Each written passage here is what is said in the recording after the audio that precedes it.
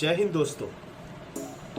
Life में हम सभी के पास कभी ना कभी किसी न किसी स्टेज में बहुत सारे कॉइन्स जमा हो जाते हैं, बट हमारे मन में हमेशा एक डाउट रहता है कि मार्केट में अगर ये कॉइन्स ले जाएं सो हम कितने एमआरपी के गुड्स को, कितने एमआरपी के चीज़ों को मार्केट से खरीद सकते हैं। आप बहुत सारे YouTube में फनी वीडियोस देखते होंगे कि कोई इंसान एक थैला, एक बोरा, एक ह्यूज बैग ऑफ कॉइन्स लेकर मार्केट में चले गया और वो बोलता है मुझे कार खरीदना है।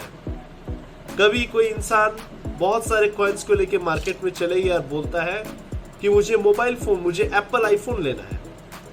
बट आज हम समझेंगे कि ये फनी एस्पेक्ट को छोड़ के लीगली गवर्नमेंट के द्वारा क्या चीज मेंशन है, सो दैट आप खुद को एक अवेयर कर सके कॉइन्स के यूजेज के एस्पेक्ट के बारे में। माय डियर फ्रेंड्स, कॉइन्स को यूज करने से पहले सबसे पहली चीज जो आपको जान के रखनी है कि कॉइन्स है, कॉइन्स को रेगुलेट करने के लिए कोई ना कोई कानून तो होगा ना। सो इंडिया में जो कानून का नाम है that is the coinage act 2011। So detailed aspect of how much coins can be legally accepted by the shopkeeper has to be accepted by the shopkeeper.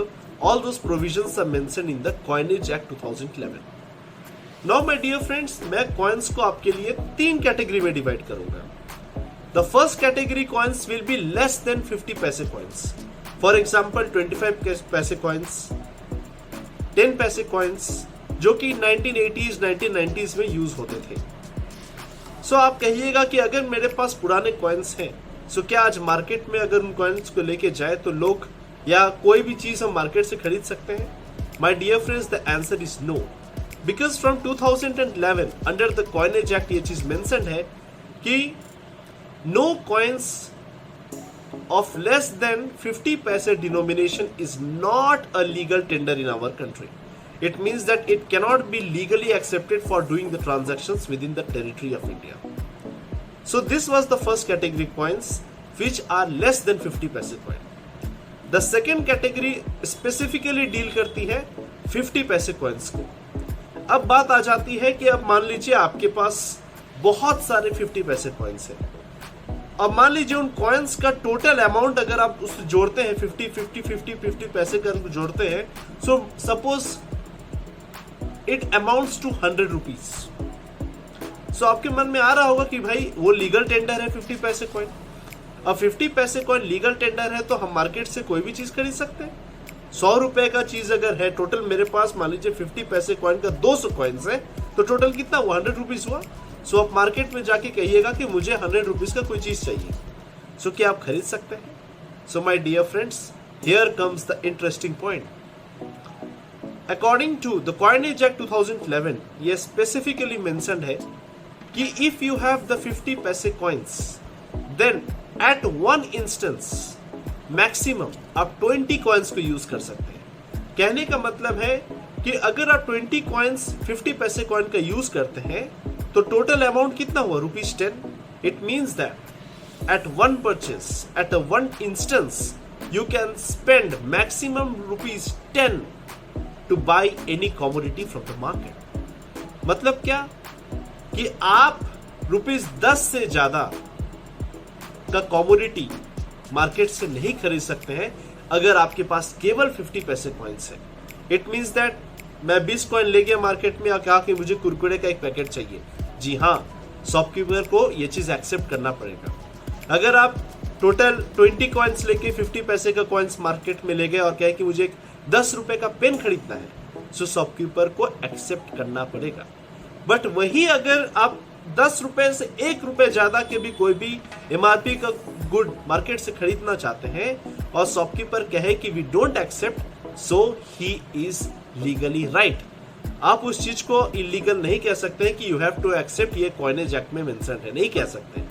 Because coinage act के हिसाब से maximum 50 पैसे कॉइन्स आप 20 coins use कर सकते हैं. अब तीसरी एस्पेक्ट आती है मोर देन 50 पैसे कॉइन्स, जिसमें आपके 1 रुपए के कॉइन आ जाते हैं, 2 रुपीज के आ जाते हैं, 5 रुपीज के आते हैं, 10 रुपीज के आते हैं, 20 रुपीज के कॉइन आते हैं. सो माय डियर फ्रेंड्स, अगर आपके पास सारे अमाउंट ऑफ मोर देन 50 पैसे कॉइन्स है सो मैक्सिमम एमआरपी जो आप मार्केट से खरीद सकते हैं that is ₹1000।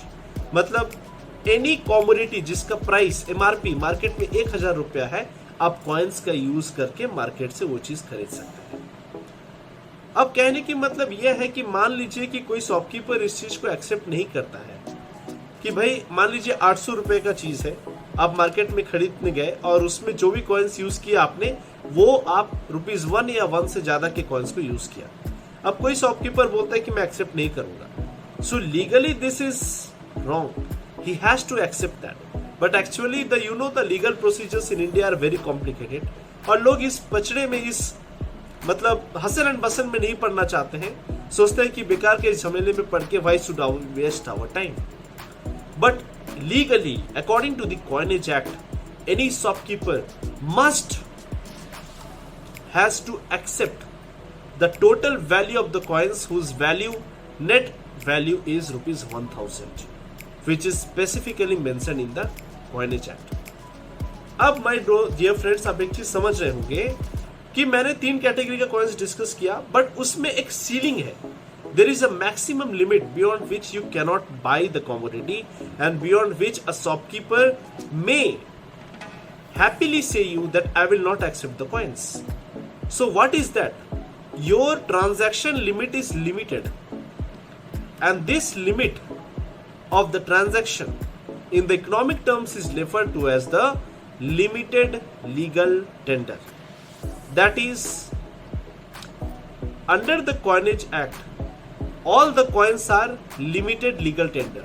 That means it cannot be used for doing the transactions beyond a certain limit of money, beyond a certain limit of transactions.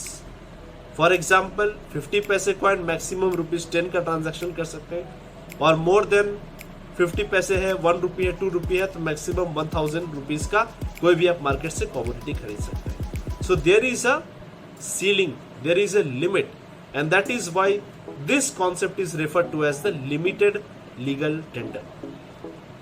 Now the second aspect is the paper currency.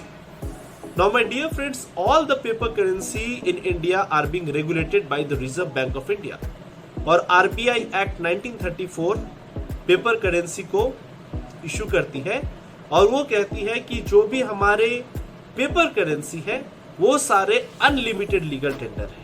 It means that no shopkeeper can deny the acceptance of the rupees as a mode of transaction beyond a certain limit. मतलब अगर आप car भी खरीदना चाहें, अगर आप Apple mobile खरीदना चाहें, कोई भी कॉस्टली, कोई भी लग्जूरियस गुड मार्केट से खरीदना चाहे कैश का यूज करके, सो आप मार्केट से खरीद सकते हैं. So this concept is referred to as the unlimited legal tender. I hope ये दो aspect of the limited and the unlimited legal tender आपको क्लियर होगा. वीडियो कैसा लगा प्लीज कमेंट में बताएं. वीडियो अच्छा लगे तो शेयर करें, लाइक करें, सब्सक्राइब करें, और अपना ख्याल रखें दोस्तों. Please take care of yourself. जय हिंद, जय भारत.